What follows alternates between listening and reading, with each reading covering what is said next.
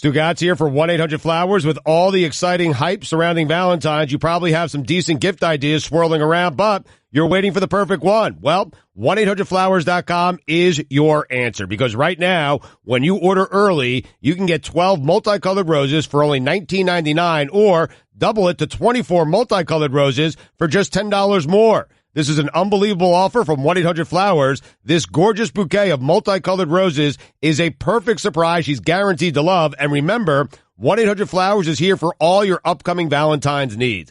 A dozen multicolored roses for just $19.99, or an upgrade to 24 multicolored roses for just $10 more is an amazing offer. When it comes to life's meaningful moments, choose 1-800-Flowers.com to order a dozen multicolored roses for just $19.99, or upgrade to 24 multicolored roses for only $10 more. It's simple. Go to 1-800-Flowers.com, click the radio icon, enter code Dan. Again, go to 1-800-Flowers.com, click the radio icon, enter code Dan. That's 1-800-Flowers.com, code Dan. Why do you smell and look like you got to work today crawling through the Shawshank sewer? I don't know, man. It's a fair question. I know I look bad.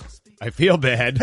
I smell bad. But I'm telling you, I didn't do anything this weekend, man. It's weird. You spent the weekend escaping from Shawshank.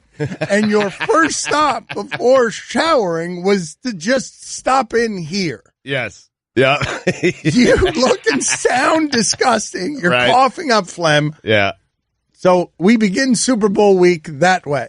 I've got to make fun of Allison and Guillermo about something here, because, Stugatz, it's been funny to watch them. They feed each other neuroses all around Chris. Chris is somehow immune in that room. I don't understand. It all washes around him. This just crazy neurosis. And both of you this week are a nightmare. Allison, because she's headed to Minneapolis, Super Bowl Radio Row. She's going to be sharing a table with Stephen A. Smith for some reason. So she's just a walking misery. She doesn't want to go there. It's going to be negative 10 degrees. She's going to be grumpy from Radio Row.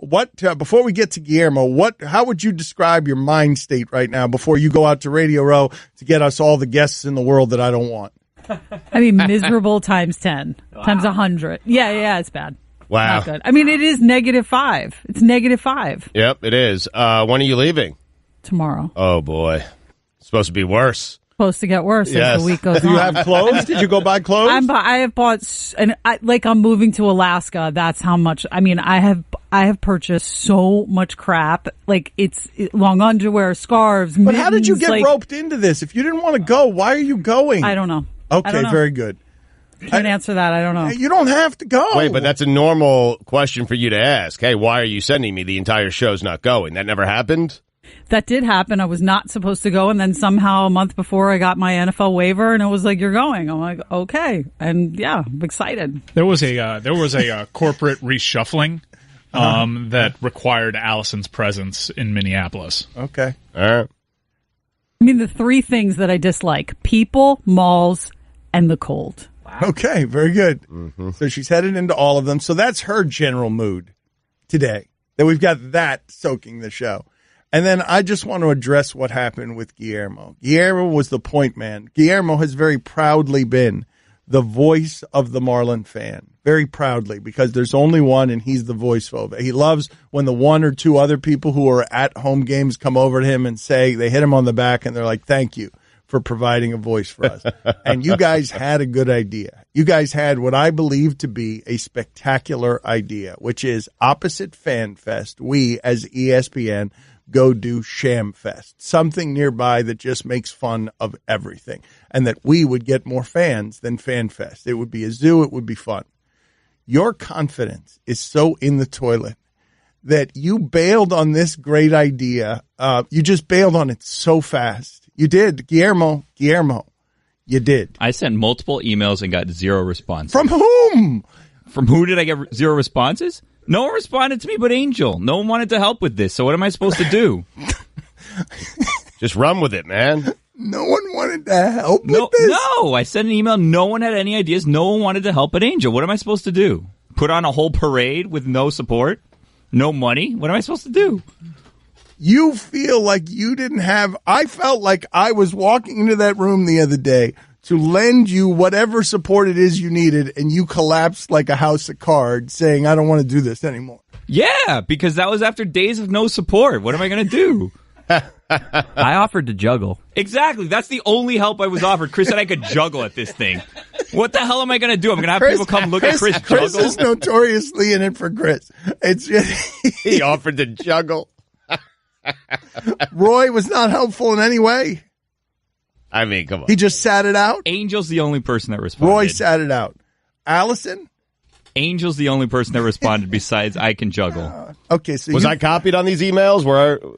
Because I I'm would have still responded. waiting to hear if I'm going to Bristol or not. I'm from still you, and I waiting was to hear supposed if I'm that a month going. ago. Yeah, I don't think we're going, man. Yeah. Sorry. You're the worst. Stugotz. I'm not the worst, man. I don't want to blame others because I get fined for that, but there are others to be blamed here. Stugotz, you still don't know when I'm not going to Bristol. When okay? are you due in Bristol? When were you due in Bristol? I was due in Bristol next Wednesday, Thursday, and Friday. Then it got to next Thursday and Friday, and now it's not happening. I'm staying right here. Okay. All right. You guys had, That's subject to change. But Is this okay? I was going to ask if this was an official no. It's an official no. For you, it's an official no. Okay. All right. And I think for me, it's an official no. Subject to change. 1 o'clock. Why were you going to Bristol? Well, I was going to help out Mike Golick because Trey Wingo has decided that it'd be a good idea to take off right after the Super Bowl. So you're the emergency medicine ESPN radio goes to in time of crisis when Trey Wingo is out after the Super Bowl? I guess I'm that guy. But only for 3 days or only for 2 days or only not known how many days, TBA 1 o'clock today? It was 3 days. It was Wednesday, Thursday, and Friday that then got trimmed down to 2 days, Thursday and Friday. I had certain requests that I felt like were small that were not met. Okay, this is where I was getting. I knew there was something. I knew there had to be some. Why was it trimmed down from Wednesday, Thursday, Friday? Now here come the requests. If you're going to request Stugotz as the Bristol Radio Medicine, there's going to be a negotiation because Correct. Yeah, life is a negotiation. Yes, for me it is. And for most people it is. I didn't realize that I had the option of selecting 2 dates or 3 dates. I realized that late last week, Friday, I believe. And then the things that I asked for just simply, I wanted Guillermo to come with me. I wanted Mike Golick Jr. to sit in for the entire show. And the people up in Bristol did not seem like they wanted either of those things. And so therefore I'll stay right here. Oh, but I like that idea. You and Guillermo. I know. I liked it too. Going up there and doing Golick and infecting Golick and Wingo with a little bit of Guillermo. it sounds like people in Bristol did not like that idea. Though. Well, it sounds like Guillermo was the piece. No, me too. Maybe based on his latest failures with this Sham Fest. That's fine. They'll miss the train on this one. They'll regret it. They already did once. I thought you guys had ideas. There was a laser projection, and Lorenzo had the big boy performing idea. And honestly, you were soliciting ideas, but you're the guy. You're the Marlins guy. I thought it was going to soar on your wings, Guillermo. I thought that's what was going to happen. I don't have any ideas for you. You're the Marlins guy. And Angel's a good person to have in your corner with ideas. Angel's got a lot of ideas. Angel's got more ideas than anybody. Angel's got so many ideas. You could have ridden him right into the sky. Angel does all the artwork for our show for the listeners that don't know. Yes, sorry about that. Angel Resto. He is a big fan of the show. You can follow him on Twitter. He's got a bunch of bobblehead dolls of the show. And Chris Cody was going to juggle. Right. Well, we're on to something. Well, it seemed like we were on to something. Kissing booths. This is on you, Bill. Well, how about this? I'm in negotiations with Greg Cody. You mentioned a kissing booth. This is so funny to do with your dad, Chris. My brother and I think we're announcing it at some point today. My brother and I are doing something March 10th. I'll give you a website at some point during the show, but we're doing like a music event March 10th at Blackbird Ordinary. Thankful to them for putting together Spam All-Stars, Oigo, Roosevelt Collier. He's like the best slide pedal guitarist in the world. And so we're going to do this thing March 10th and sell tickets to listeners and stuff. And Ron McGill will be there with animals, and it's going to be cool. It's going to be a cool event. It's going to be cheap. My father's doing a domino tournament, Sounds awesome. Yeah, it's going to be a lot of fun for people who want to get in on this. But one of the things that I was talking about was the Greg Cody kissing booth, right? Because we just want to give Greg Cody some attention. But he's worried that he's going to be the punter at the Super Bowl press conferences. He's worried that his star vehicle is not. Oh, Luther Campbell's going to MC it for us. Nice. Yeah. And what do I do with Greg Cody? The only reason you're not involved, Stugotz. Well, I was asking, was I not available to MC the entire thing? The only reason is because Israel? Izzy Gutierrez. Yeah, he's the MC. He's doing all the things that you would do. Better not be getting the talent fee, man. Luther or Israel. I mean, anyone. Yeah. Cody, too. Why aren't I involved? Because why? I'll tell you I'm coming and then I won't go? No, because it's on a Saturday night. It's late on a Saturday night, and you live in Orlando. And, it's very difficult to get you over here late on a Saturday night. So I didn't want you to feel obligated. But I'm in the typical no-win position of if I'd invited you, you wouldn't want to go. And if I don't invite you, you wonder why you weren't invited. When is it? March 10th. Yeah, I'll get back to you on that one. That might be spring break week for the kids. I don't know if I could. Well, maybe I'll bring the kids. It will be a kid-friendly event. No. Oh. It will not be a kid-friendly event. Ron's event. there with animals. Oh, well, yeah, but it'd be animals for adults. Is Chris juggling or? I'm in negotiations with one Cody, and the one Cody who's worried that his kissing booth isn't big enough. He feels like he's going to be the punter at the Super Bowl press conferences. What are we doing today? Today, Super Bowl week, man. We are officially kicking off our Super Bowl coverage. Yes, it's Super Week. We have super coverage. You know what we did last year? We got down to the heart of the matter. Who's going to win the game? I'm curious to know. Yep. Who's going to win the game? Yeah, Dan, Stu, who's going to win the game? What do you got? What do you got? You go first, man. I'll be polite. We're going to start Super Bowl coverage there. That's the AFC champion versus the NFC champion. Yep. They play each other to determine the NFL champion. Right, but our guest list today has Kenny G on it and nothing else. Well, I mean, we all know Monday, Super Bowl week. It's a little bit slow. We ratcheted up next tomorrow with Ron McGill. We kicked off our coverage last year, Super Bowl week, with Kenny G. That worked out well, and it provided a theme throughout the entire Super Bowl, where we got down to the heart of the matter. Who's going to win? Okay. Yep. Who's going to win? Well, who's going to win? What do you think? I don't want to do that as radio. I have thoughts on this, but I feel like they're thoughts that aren't worth anything. All right, I haven't thought much about it. I like the Eagles. But hold on. Let's talk about this for a second. I want to dive deep here on this, on the idea of this and the show you want to do and the show that I want to do. What I'm saying to you is, yes, I have thoughts on why it is that one of the teams in the Super Bowl will win. Okay. But my next question to you is, who cares what those thoughts are? Who cares? Oh, I care. You care who I think is going to win. I care about your thoughts. Yes, you rarely have thoughts on, this is different. Really? This isn't like Stink or Jeff Saturday or Baghdad Brewski making a prediction here. This is Dan Le Batard who has thoughts on a game in advance of the game. That is rare, man. All right, let's go. I want to hear that. Put it on the poll, Guillermo, at Le Batard Show. Are Dan's thoughts before the game more valuable than most thoughts before the game? Because I don't agree with that. But you rarely have thoughts before a game. Like, whose thoughts are the least valuable before a game? Mine, probably. Yours are very valuable. I don't agree with that. That would presume that the times I have thoughts that I'm not wrong, and as wrong as I've ever been was this year, Miami against Notre Dame. That's as wrong as I've ever in terms of game. In terms of game analysis, I've never been more wrong than the idea that Notre Dame's offensive line would be too much for Miami. I didn't have a worse prediction than that last year. Right. That's fair. Maybe we don't want your thoughts. That's what I'm saying. My thoughts don't mean anything. My thoughts could very well be wrong. I know what you're doing. It's only 9:09 a.m. on the East Coast on Monday. I'm saving them. You got to save it. Get them wanting more. For the national hour. Yeah. So it's fine. We don't have to get to who you like in the game just yet. Okay, but an hour from now, like 50 minutes from now, we soar into it. Yes, absolutely necessary by that. Necessary. Yeah, necessary. Necessary. It's Super is the- Bowl week. Necessary Yes. is the word you So you were asking what we're doing this week, and I'd like to play some imaging to sort of preview what we're going to be doing once we get start. Allison, you're heading up there when? Tomorrow? Yes. You get in? All right. So this is at the crux of our Super Bowl coverage. Mall. Allison Turner. Yeah. Wow, you guys have had a year to prepare that. Yes. That was a year in the works, and it's wow. I'm so happy we unveiled that Nailed it. there after all the work you guys have done. Mall. Allison Turner. All right, here's another thing though.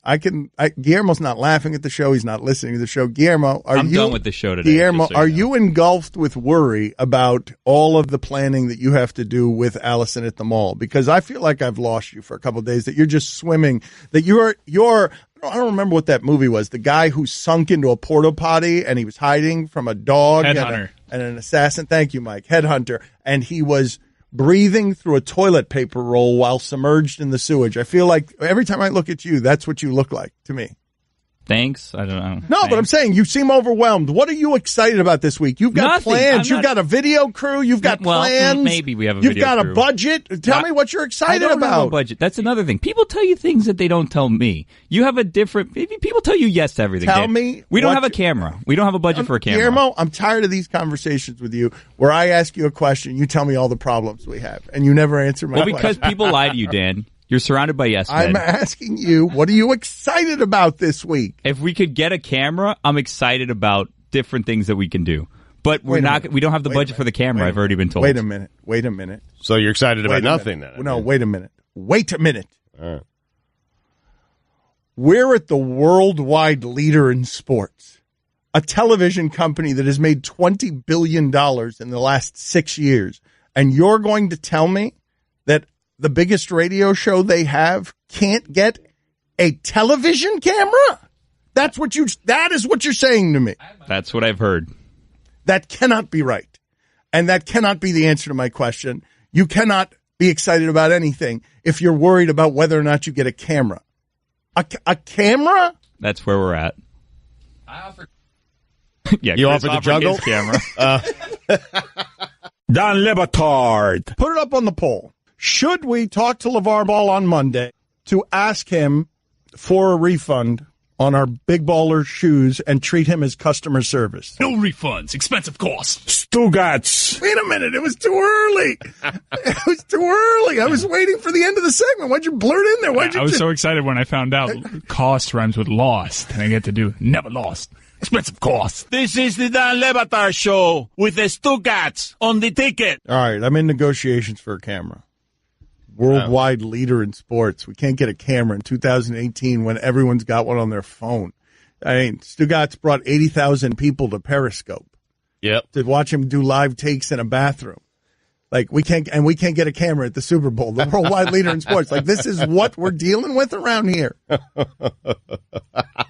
Guillermo, I've got another set of complaints with you because I was just told here that we now have budget for the voices on this March Madness tournament. You know, there's other people that work on the show you could pick No, on, but I'm right? down on you right now. I'm Okay. down on you You've been right picking now. on me for 15 years, Guillermo. Eat it.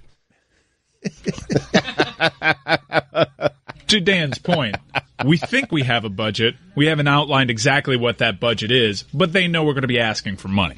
Okay, and it's to voice our tournament this year. Our tournament has become a very popular thing. Our Looks Like tournament, a lot of people like it. We got a lot of, man, I was laughing out loud. I was at lunch the other day reading some of them to my girlfriend, laughing out loud at some of the submissions that we've gotten this year. And we want to have the right voice with it. In previous years, we've had the 30 for 30 voice. That worked well. Caliendo doing impersonations. That worked well. We've had some of the people who are being made fun of do it in their own voices. Oh, you know who might not be bad, man? Hank Azaria's voices.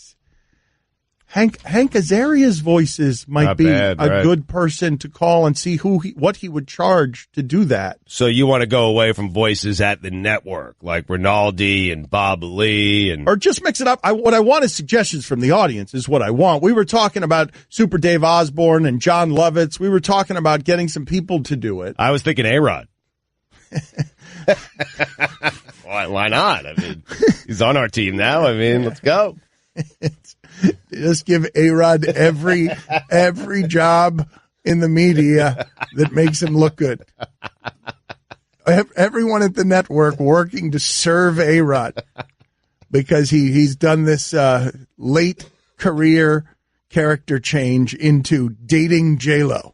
And that now gives him permission to not be a steroid cheat and not be. I mean, we were having discussions whether that name should be torn off of what used to be Mark Light Stadium. You remember that discussion? Yep. Should A-Rod's name be on a campus of higher learning? That's Mark Light Stadium. Damn it. It's got tradition. And now he's in line to replace Corso when the day comes.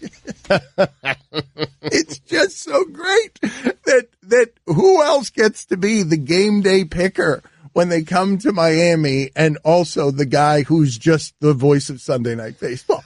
Like he's just in this world where he's gone one level down on the fame rung from sports and being a superstar in sports. Right. To being less of a star, but because he's chosen media, the biggest star there is. Yes. Because our pool is so low. She's really done so much for his oh my God. Like, do you think that is she enough to get him into the Hall of Fame? Yes. First time? Guillermo, first ballot? Guillermo, put on the poll. Is J-Lo going to get A-Rod into the Hall of Fame? I think she might. Yeah, ahead of Bonds and Clemens. He's going to skip the line. I think he's in. Did you guys see that he sent her flowers the other day? Did you see this? Wow, they've been dating for a while. That's romantic. Yeah, but he put his baseball number on the card. Oh. I dig it. Yes, I know. What? Yeah, I dig it. No! It's working, man.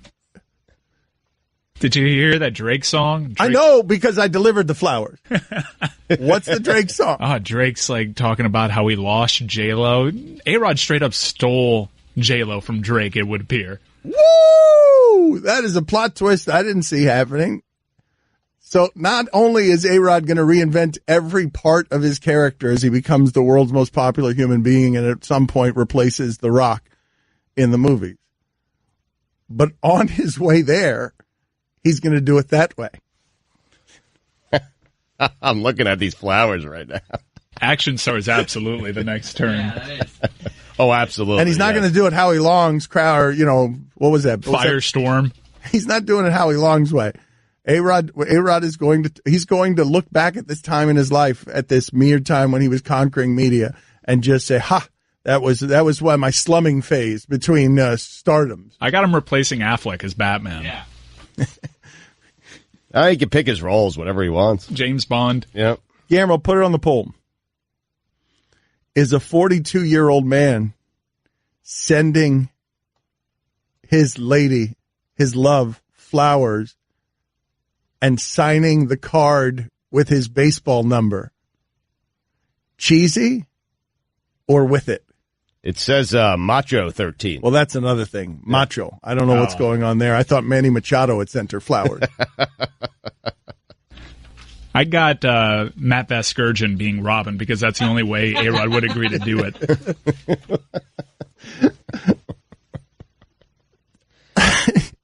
I don't think I've ever seen. I marvel at it, and I swear it might sound like I don't like A-Rod, but I really have always liked A-Rod. I'm just marveling how A-Rod hasn't changed at any point since I've known him, from 17 to 42. He's the same person. The only thing that has changed is the way that you guys view him, depending on what place on the path he's on. Like, it's just so strange to me. Well, as a player, he came off corny and like he was faking it the entire time. But that is perfect in our industry. You are so morning television. Yes. He was morning television You're so right when he was about with this, Seattle. Mike. You are so right about this. He's great. His game, Mike is so right. His game is perfectly suited for this. But the reason, A-Rod, I'm swearing to you, he hadn't changed. Like, was in his mother's home, stood next to him. He's tall.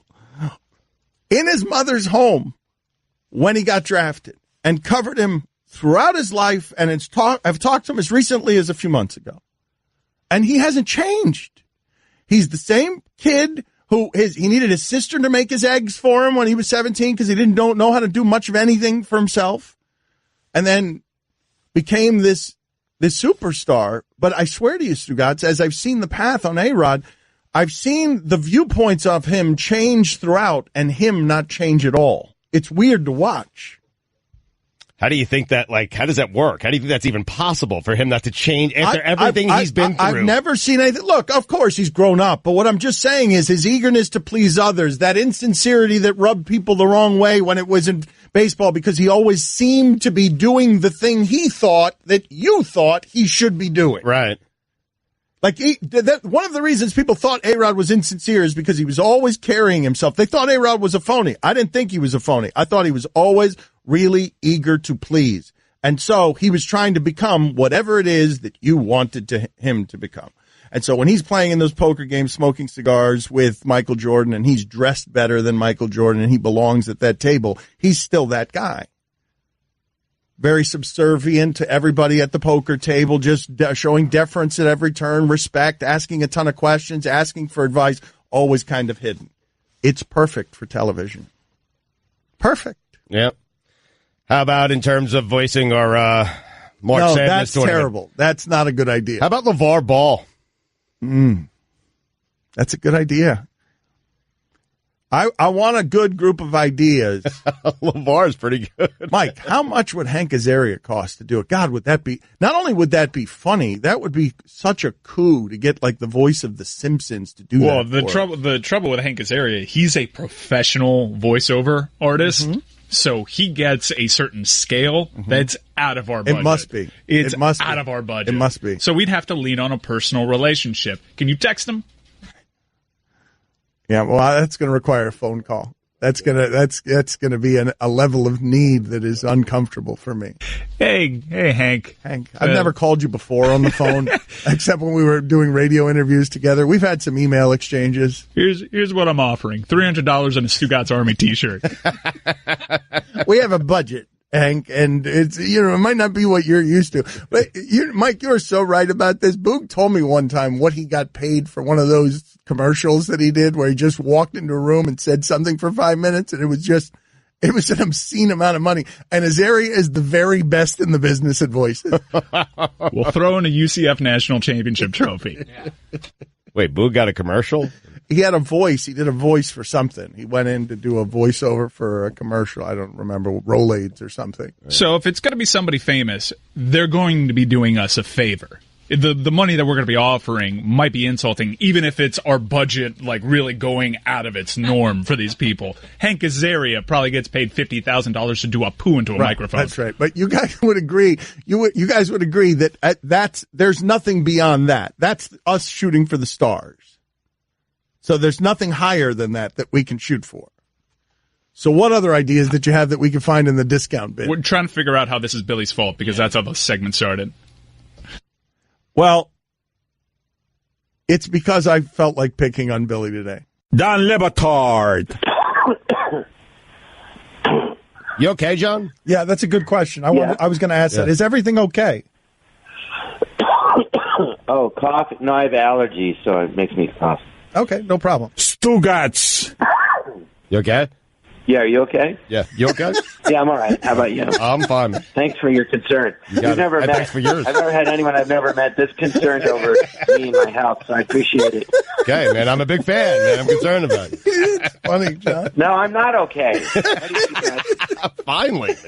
You don't care how I'm doing anyway. What the hell are you asking me for? You don't really care. It's so true. You don't even know me. This is the Dan Le Batard Show with the Stugatz on the ticket. Mike, help me out here on something I'm reading on the show sheet. You were making fun of me a few weeks ago, understandably, because I said that Kendrick Lamar performing at the national championship game with a sitting president, that he would take that opportunity to do something that was about race or do something that brought attention to the fact that he didn't want to be performing for Trump. You mocked me because you said Kendrick Lamar is not any kind of activist. He's not going to do that. And I'm looking at the show sheet, and it now says politically charged Kendrick Lamar performance at the Grammys. Yeah. That's a second time he's done a politically charged performance at the Grammys. and that's the only time he ever does it. Well, why is he doing it at the Grammys and nowhere else? Why wouldn't he do it when Trump was there? Well, my guess is to perform at halftime in the national championship game, you have to agree to certain That must be stipulations. I guess it must be it. Mike, it's not even a guess, because after you said that, I actually read an article where you do have to agree to certain stipulations and stuff like that. I mean, you can break them if you want. You're not going to be asked to do stuff like that again. No, and that'd be okay. Like, that would be a rule to break. Yeah. I guess Kendrick Lamar is not the one to break it. But yes, you can agree to that stuff and then violate your contract. And to me, it would be better for your career than not doing it. It's why the Super Bowl halftime performances, the artists are lip syncing. Now, they record a live performance that they do earlier in the day during rehearsals, and that's the track that's playing. But the NFL is in control of the audio that goes out there. I wonder if people know that, because I didn't. Put it up on the poll, Guillermo. Did you know that all of the content at sports performances, musical sports performances, is controlled by the leagues? So, but in terms of Kendrick Lamar, it's cool that he picks the Grammys to do it. Now, he had an entire album that really hit on that, and All Right was the anthem for the Black Lives Matter movement, and it was really touching with that with that song playing at those rallies. But he went an entire album cycle without making any sort of political statement. So it's not like he's joining Van Jones like Jay-Z did over the weekend. He's pretty private. He chooses the Grammys for these big political statements, which is odd and cool and inspiring. Wouldn't you agree, though, that it would have been better to do it at the Trump thing? Yes. Even if it violated a contract. More impactful? Yes. Yep, 100%. And don't you agree that it would have been better for his career than the way that he did it? Yes, but his career's doing just fine. No, yeah, that's true. Yes. Yeah, and I don't know. It's why you can do it, though. Yes, it's all the more reason to do it, because his career is just fine and it doesn't actually risk anything. If you're going to do it at the Grammys, just break the rules and do it at the other performance. Well, the Grammys might actually be a bigger platform for him. I don't have the numbers on this, but I actually think it's a bigger platform for it, and it's without a doubt the more appropriate platform for it. I agree with you on both counts. But I would say to you that even though you'd have more people watching it at the Grammys, the subsequent furor of breaking a contract to do something in front of the President of the United States would be advertising you cannot buy for your career. For weeks after, yes. Correct. For weeks after, yes. We'd still be discussing. Like if I were running Kendrick Lamar's career, I would have told him, hey, how rebellious you want to be. You're at a crossroads here. This is a pretty interesting place. You're going to be successful, wildly successful either way. Do you want to go this path down this road opposite the president? Or do you want to do it at the Grammys, where it's a creative environment that is vastly more appropriate? You don't have to become necessarily an activist just because you did that. Yeah, I don't want to speak for Kendrick Lamar because he's an artist and he can do whatever he wants, but he does have other motivations. He has his own label. He has artists that he likes to get in Gap commercials, and he's trying to build an empire with TDE. And to get these opportunities, you can't be the guy that's going to go rogue on I'd love to know what his long-term plan is there, because I believe Mike's probably right on that Kendrick Lamar is still getting to where it is he wants to be. He's still on the path. He has not arrived much of anywhere in wherever it is he wants to go creative. And so maybe once he's there and has all the power and right, has all then the you things can that he do wants, it. then Correct. he can do those Well, because things. once you're Jay-Z, you can do that. Sure. Yes, Jay-Z could do it. I mean, you could do it wherever you want, whenever you want. Once you're Jay-Z and you've amassed the power.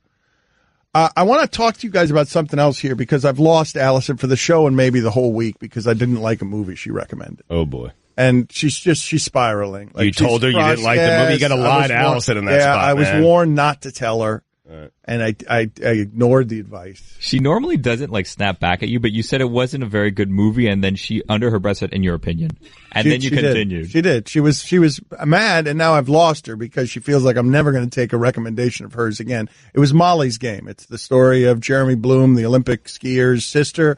It's an interesting story about running high-end poker games for some Hollywood elite. Doesn't seem like you found it too interesting. Well, I just did. I thought this was my critique. Allison recommended the movie, thought I would love it, and I did not. I thought it was a waste of Aaron Sorkin's writing talent, and I think that Aaron Sorkin is not a very good director. I was trying to direct, maybe for the first time. You're just incapable of lying, huh? I mean, you really are, because this is going to ruin her week, more so than having to go to Minnesota. It's a great movie. I don't care. It is. It's a great movie. Okay. Dan doesn't know what he's talking about. Okay, very good. I mean, you're certainly entitled to that opinion. I See just what don't Rotten want. Tomatoes I want you to stay there and believe it. I don't want you. I don't. Let's see what Rotten Tomatoes says. I'd be curious what Rotten Tomatoes says about 86% of the audience score. 86% liked it. Tomato meter 81%. All right, that's good. That's a good score. Most people like that movie, and they must like the story. I did like the effort, that what he was trying to do. I'm curious. Put it up on the poll here, Guillermo at Le Batard Show. Was Molly's Game, or is Molly's Game a good movie? I guess because it's still in theaters. Was the writing overdone because Sorkin? That's his MO. No. Well, that's the other thing. Everything with Sorkin, right? I thought it was a waste of his writing talent for that reason. Every scene that Stringer Bell is going opposite Molly. What's his real name? Idris Elba. Thank you. I didn't want to get the name wrong. No, I could call him Stringer Bell. I could call him Stringer Bell. Yeah, that's fine. Because I didn't want to get that name wrong. I was going to get that name wrong. But every scene where he was opposite Molly Bloom's character, they were just these Shakespearean plays of look at how Aaron Sorkin writes. And it's like, okay, thank you. That's what the newsroom was. Right. That is what the newsroom was. Right. Aaron Sorkin at his work. Hell, West Wing was that, because the West Wing is the crispest writing in the history of television, right? But it was just it's way overdone. Nobody has a hiccup between these giant thoughts. Nobody has a hiccup where they have to pause and think. But it's in the West Wing. If anyone's having these big dramatic conversations, it's a West Wing of the White House. Not now.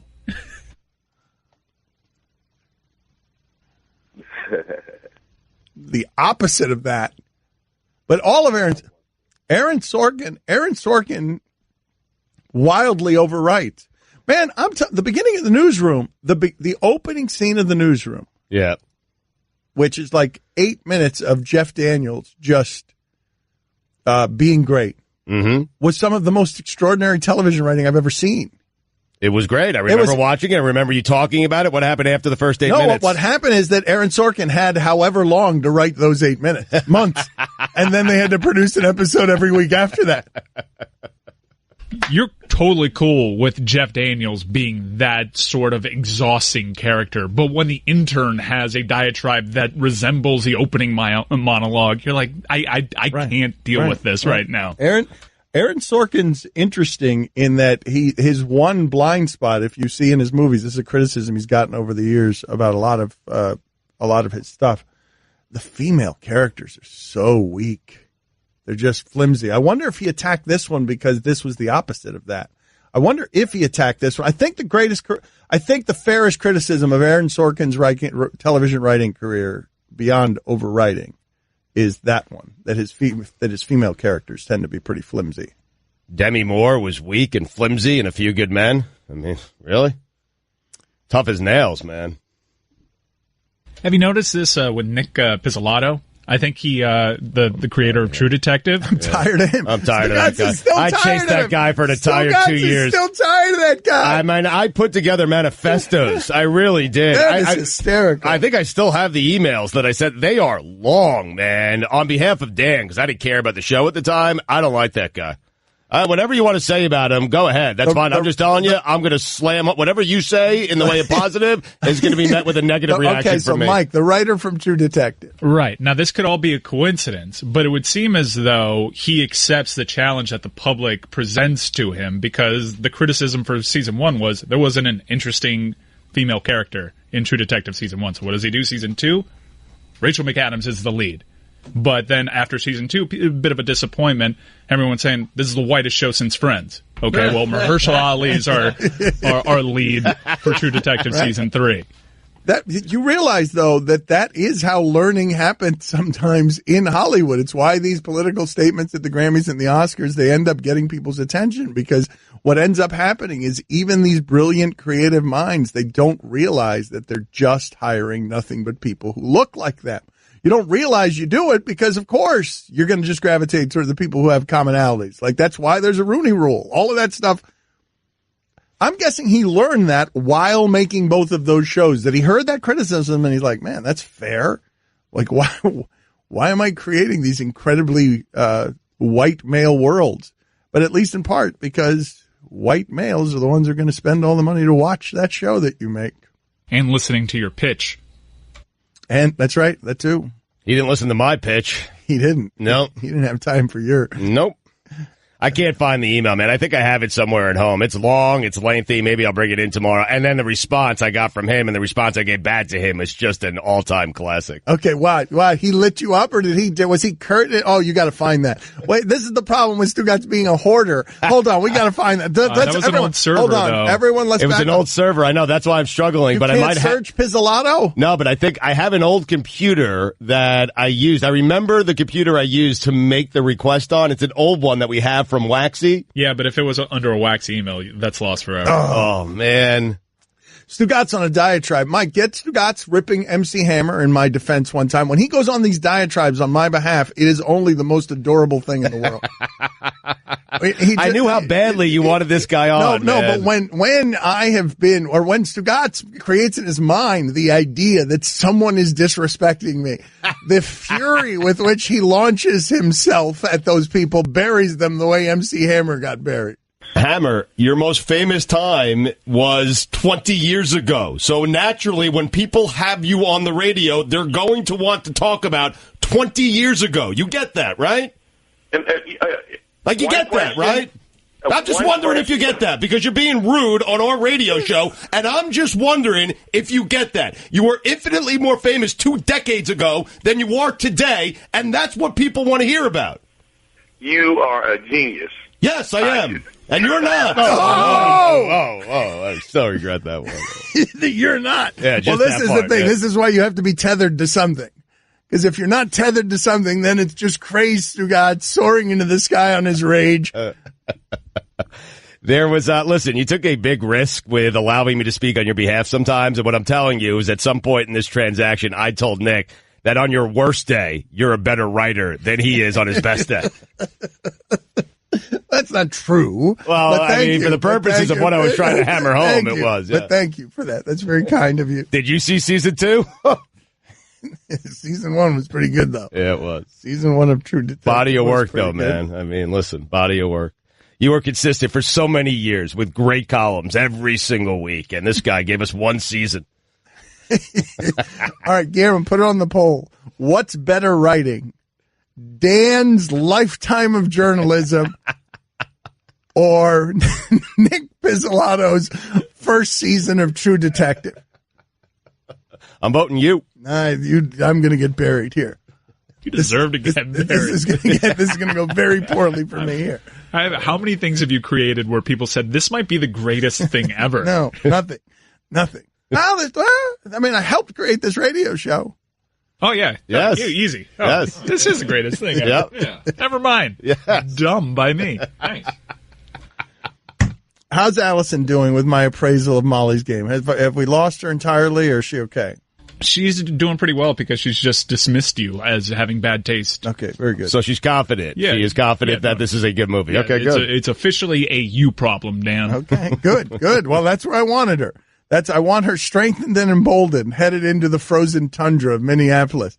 -5 degrees to sit at a table with Stephen A. Smith. What are you most looking forward to here over the course of this week, Stugatz? With anything with Allison or something else? The Super Bowl.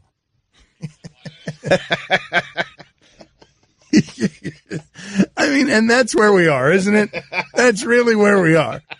We embark now with great enthusiasm on Super Bowl week, talking for 5 days about something that's not going to happen for 6.